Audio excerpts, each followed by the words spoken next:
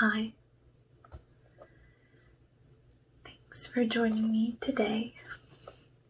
I thought I would come to you not as a character this time, but as myself to talk about a topic that not only do I find interesting and have done research on for a very long time, but also a topic that is appropriate for this creepy season, and that is true crime. I know many of you out there are also true crime enthusiasts or researchers, and we are very spoiled for the amount of podcasts and YouTube channels and documentaries and just general media that is out there these days about true crime. I thought that I would try my hand at telling 2 true crime stories today. One is a decades-long mystery that involves murder and identity swapping and unidentified people. The second involves a local to me historical mystery that is still going on today. Before I start, I just want to take a few sips of my drink here so I don't lose my voice as I start to talk, and then we will light our candle for some ambiance. So bear with me.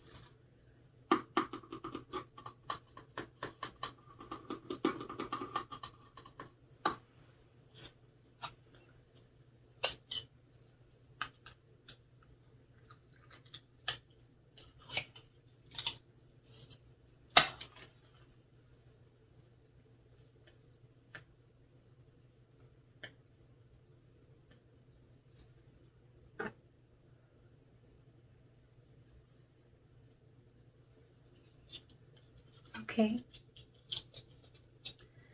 And before I start, I do want to say that when you tell stories like the ones I'm about to tell, we want to give all the respect we can to the victims and their families. So I will be doing my best to do that today. Okay. The first story starts in 1985 in a place called Brook State Park in Allenstown, New Hampshire. And it starts when 2 hunters find a metal barrel in this state park where they're hunting, and it is not on a beaten path. It is a stumbling upon this barrel. And when they find the barrel, it is opened, and 2 bodies are found in the barrel.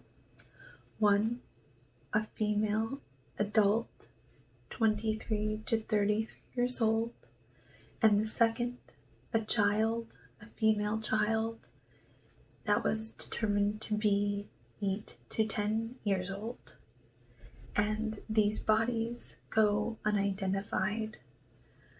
They are not identified, and the case stagnates. Nothing happens until the year 2000, when some more hunters are in a similar area, in the same area, and they also find a barrel. And in the barrel, there are the bodies of 2 female children. And these children are determined to be 2 to 4 years old and 1 to 3 years old. And again, unidentified. They go unidentified. But investigators are able to determine that they were most likely killed at the same time, and they were most likely killed around the year 1980 from various clues and details about the area that they were found in. So until 2014, this case was cold. Well, I don't say cold, but it was no progress was made on this case. And then they ran DNA for the victims that were still unidentified, and they were able to find out that the adult woman who was found in the first barrel and 2 of the children, the oldest and the youngest, found were all related to each other. So she was the mother of the 2 girls found in the barrels. The third, the middle child, however, was still not connected to them at all.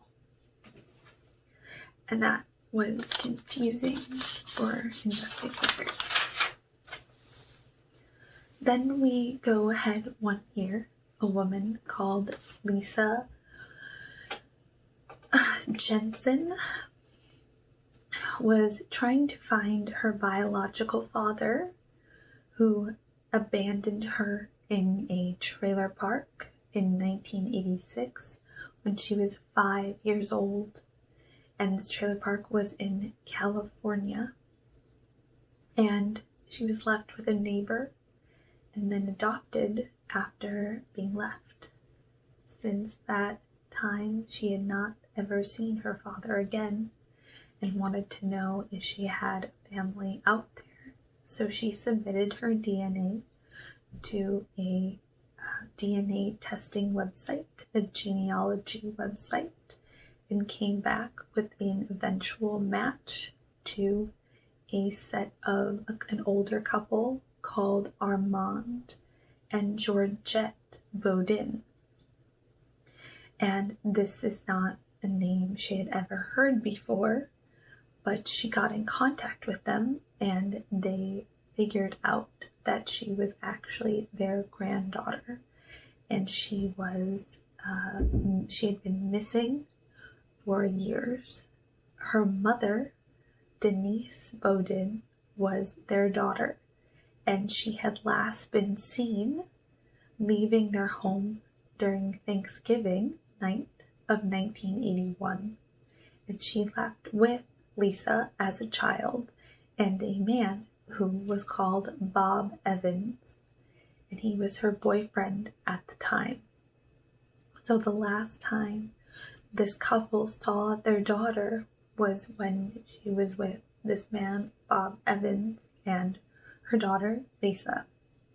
And then Denise Baudin is not heard from again. When further digging is done, they were able to determine that Bob Evans and Gordon Jensen, as you may have already figured out, were the same man. And that puzzled Lisa and investigators because we have this question of what happened to her mother. There is even an arrest record that ends up matching later on, where several years before she was abandoned, Lisa was identified to be in a car with this man, Bob Evans, when he was drunk driving, but her mother was not with them then either. And because she was so young, she could not remember what had happened to her mother. So in this situation, Lisa digs through her past and finds out that the police had tried to investigate her supposed father back in 1986 when he abandoned her, and they ran his fingerprints and they matched to a man in their system called Curtis Mayo Kimball. Now, we have 3 aliases for this man: Gordon Jensen, Bob Evans, and Curtis Mayo Kimball. So Curtis Mayo Kimball actually ends up having a lengthy criminal record, and investigators can look back and determine that he was arrested in 1987 and was in jail until 1990 when he got out and then skipped on his parole and disappeared. Years later, he would resurface as a man called Larry Vernier, who married a woman called Soon Jun in 2001, and the reason that he was connected to this new alias is because Soon Jun, his wife, went missing a few months after their marriage, and a close friend of hers ended up contacting the police and asking them where her friend would be, filing a missing persons report and following through. The police called this man in for questioning, Larry Vernier, and they found out while running his fingerprints that he was known under these other aliases. Then they went to his house and found that he had murdered his wife, and Soon Jun, and her body was in their basement.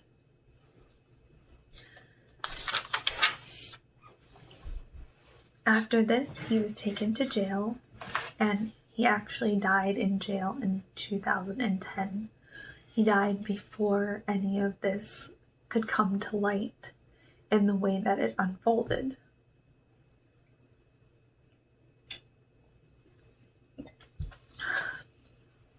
Also, during this time, they found out that he had a connection to the Bear Brook area through the fact that this man, who was known by the alias Bob Evans, worked at the power plant and dumping area that the barrels were found on in 1985 and 2000. During that investigation, they connected the dots that this man, who had been known under all these aliases and was last seen in that area of Bear Brook, might be connected in some biological way to the bodies in the barrels. So they ran his DNA and the DNA of Lisa against the bodies in the barrels that were still unidentified, because they thought perhaps that he might be related to one of them, or Denise was the woman found in the barrel. It was found out that she was not, and he was the biological father of the middle child that was unidentified. During this time, they still were not the bodies themselves identified, and because he was already dead, they could not determine the identity of the middle child that was found in the barrel.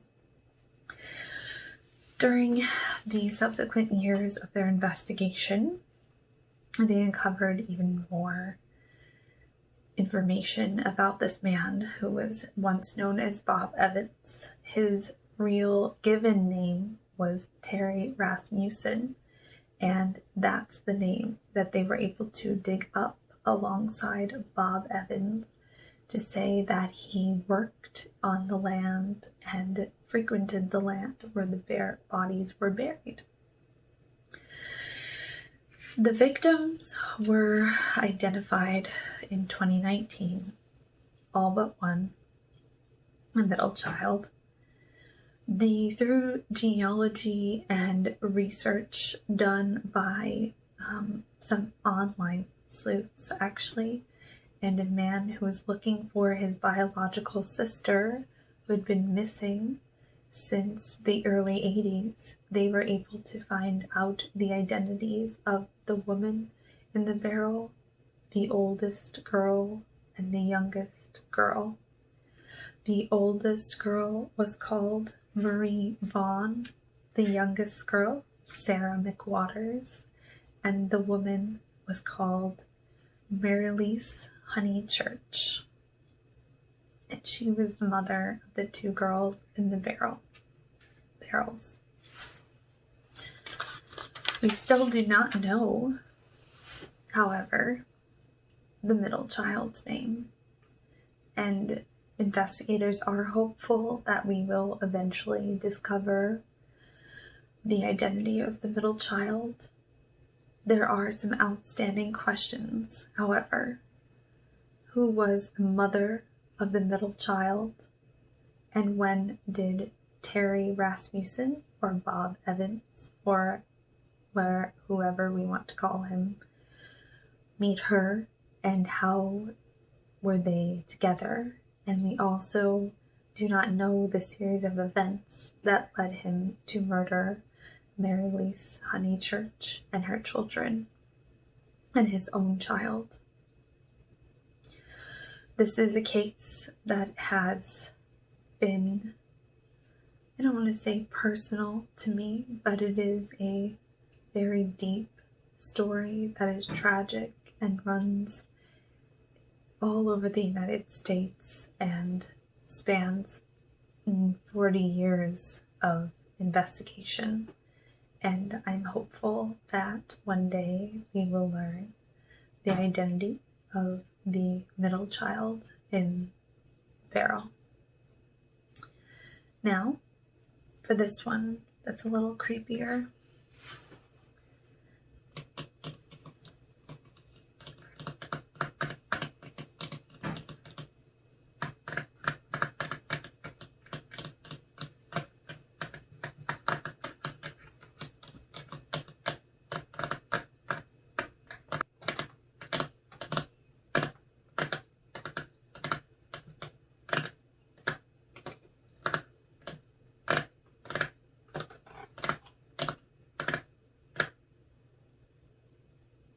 Okay,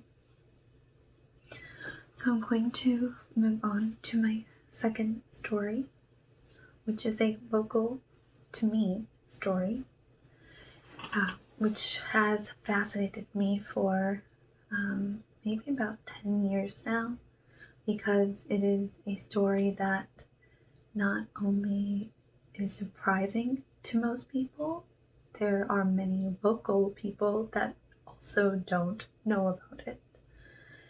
And I know Chicago has its fair share of ghost stories. Perhaps you've heard some mob-related ghost stories, but sadly, this is not one.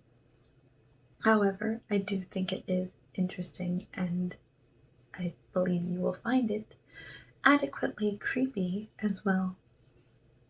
So, in the 1850s, Chicago was still undeveloped, as many cities in this area were, and the United States as a whole. And in the northwest part of the city, there is now a neighborhood called Dunning. And back in this time, that area was set aside by the county to build a poor farm, which is sort of like a workhouse for people to come and earn money and food and have shelter, because they don't have any other place to live, they don't have a trade or anything like that. So at this time, they opened this poor farm as a sort of public service. And of course, some people who are working at this poor farm are also mentally ill. And the county thinks that it's a good idea to also open an asylum on the land a few years later. So we have a port farm and an asylum on this land, and sort of an institution of buildings that goes on for quite some time, and the conditions are not good, as you would think for a facility like that at the time. In 1889, a local paper called it a tomb for the living, which is not anywhere near a glowing review for something like that. It is deplorable, in fact. And so at this time, this asylum has a lot of criticism being thrown at it, and finally in 1912 the state steps in and takes it over and calls it the Chicago State Hospital. And so from 1912 to 1970, this facility grows and changes, and construction is done on the land, and as people are coming and going, as things are maybe changing or improving, things are added, just normal kind of building and construction and change. And then in the 70s, the facility closes because it merges with another mental health facility that's somewhere else, a different location. And so they move there, become a new facility that's still in operation today. But of course, there's now all this land that's been built on with these buildings over decades. This asylum or state hospital, and now developers really want this place because that's a huge piece of land to be in such a large city with no homes or businesses on it. So the city sells it to developers, and developers start plotting the land out, making plans for condos and shopping centers, and there's a city college up there now, a community college building.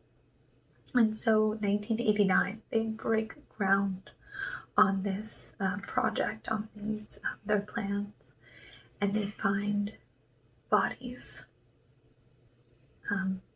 human bodies, because during decades of change and construction that had happened when it was still a state hospital, there was a 5-acre cemetery that was on the land. They had moved the headstones during the construction and change from 1912 to 1970, but they had never moved bodies. And because so much change had happened to the land itself, moving things around, they were everywhere.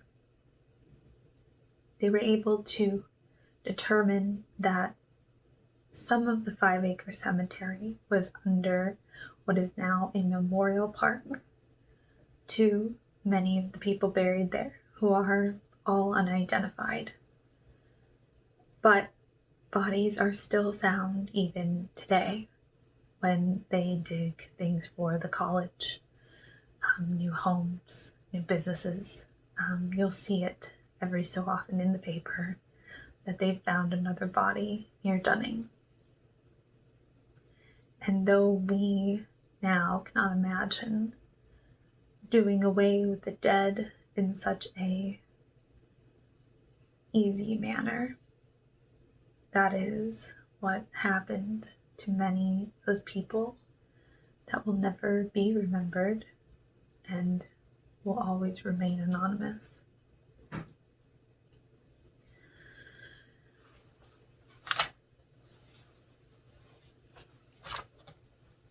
Thank you for joining me for this video.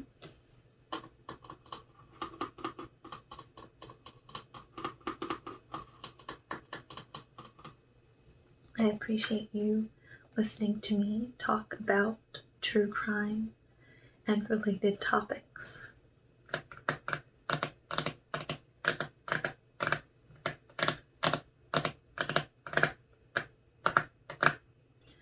I hope that you were intrigued by the stories today.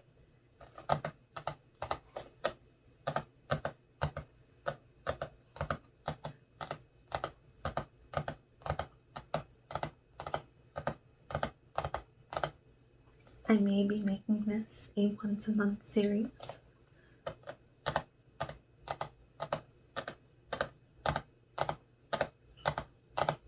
So if you'd like to see a true crime topic covered, please feel free to leave a comment below.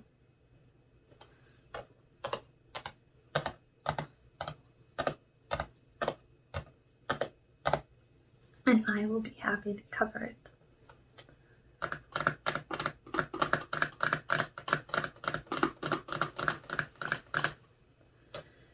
I hope that you were not too disturbed by the content here today, and that you have a lovely evening or morning as whatever time of day you're watching this.